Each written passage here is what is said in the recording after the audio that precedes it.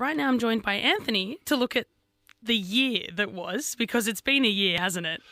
It certainly has, Alex. It's been a crazy year. But look, are you really going to make me do this? Yes, I desperately need you to, because I don't want to, essentially. So I'm going to make you do all the research and look back for us. Oh, you're going to make me look back on 2020. And it's been a year. And look, we're still in 2020. I mean, look, doing this is a bit like, at the end of Die Hard, getting Bruce Willis and taking him off for a foot massage. Do we really want to do this? Too bad we have to. Okay. Look, the year started badly, as you may remember, with the bushfires. And doesn't those terrible fires seem a long time ago? Yeah, I'd actually completely, until someone reminded me the other day, I'd forgotten that was part of our year. I just straight over my head. Yeah, and look, one person who'd be very glad that it seems like a long time ago is our PM. The year kicked off with Morrison fresh back from his holidays.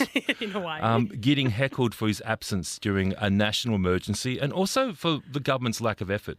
Nah, you're an idiot, mate. You really are. You won't be getting any votes down here, buddy. You're an idiot. Who votes Liberal around here? Nobody. No Liberal votes. You're out, son. You are out. Good night, see you, mate. Bye. What about the people who are dead now, Mr Prime Minister? What about the people who have nowhere to live? You're not welcome, you Yeah, I had to cut that last word. I don't know if you can guess. I did hear the... Yeah, and off. Yeah, correct. Yeah. Look, while this certainly hurt Morrison, it wasn't the knockout punch many thought it was going to be. Because of one thing, really two things. One, the first one was the Labor Party had, at the end of 2019, gone to water on the need for climate change. And so whilst this was all happening, the Labor Party internally were debating how many coal miners it needed to hug. How many to screw in a light bulb? And also, this happened. Australia has activated an emergency plan to deal with the outbreak of the coronavirus amid expectations a global pandemic will soon be declared. The Prime Minister, Scott Morrison, says the virus is spreading rapidly outside China, which has prompted his government to elevate Australia's response. Political reporter Jane Norman begins our coverage. The global spread means it's now a matter of when, not if. There is every indication that the world will soon enter a pandemic phase. Yeah. That is 2020. Yeah, and hasn't 2020 zoomed by?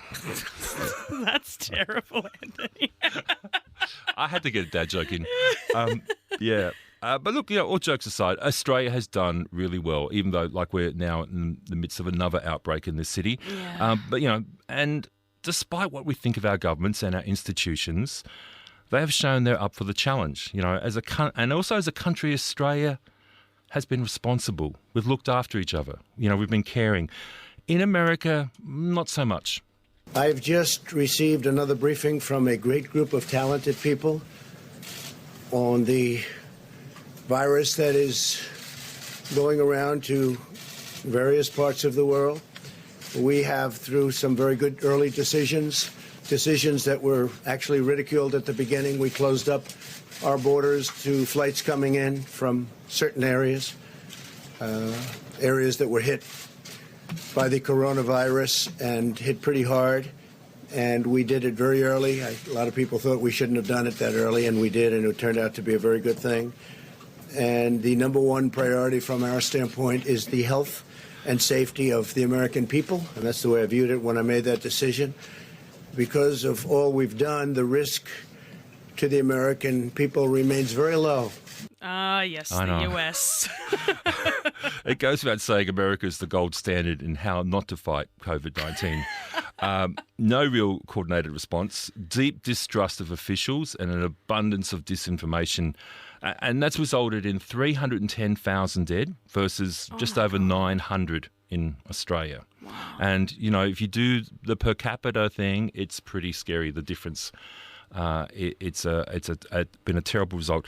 And during all this horror, America's had this kind of leadership to deal with. Supposing we hit the body with a tremendous, whether it's ultraviolet or just very powerful light, and I think you said that hasn't been checked, but you're going to test it. And then I said, supposing you brought the light inside the body, which you can do either through the skin or in some other way. And I think you said you're going to test that too. Sounds interesting. Right, and then I see the disinfectant where it knocks it out in a minute, 1 minute.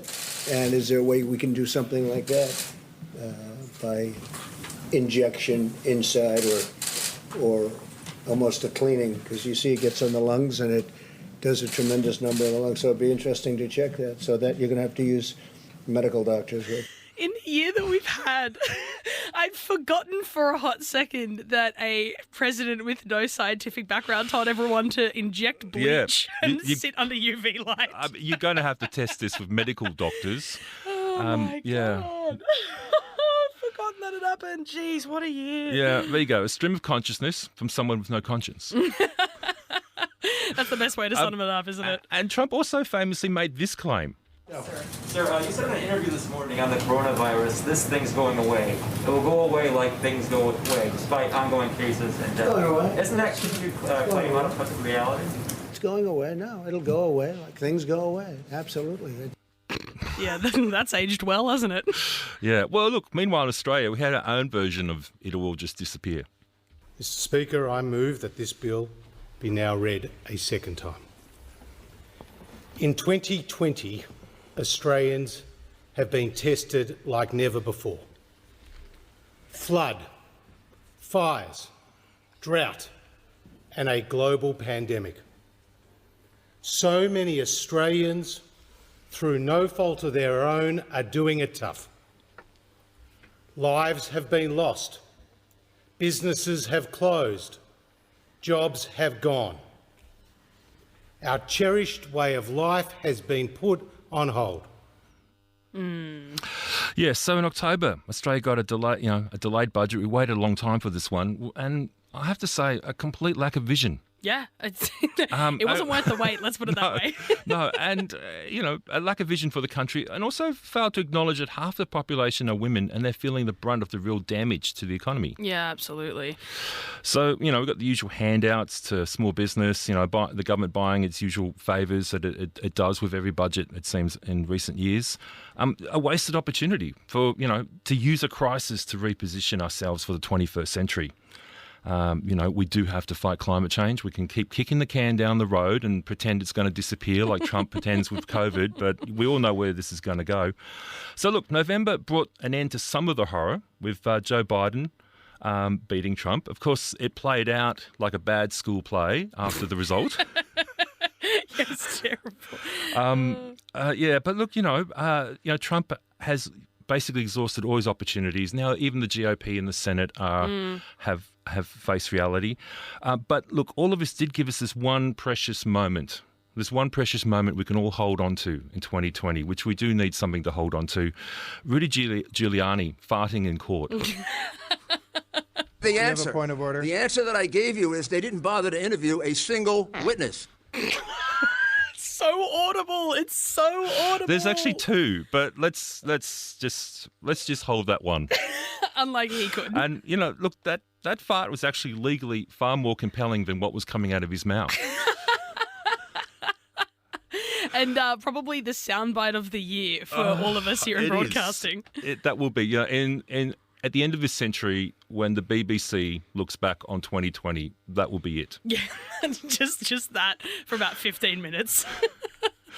Yeah, so there you go. That's the year. Well, I know that it was tough and I know that it was exhausting, but Anthony, thank you for looking back on the year that was. No worries. Everyone have a great Christmas and Happy New Year.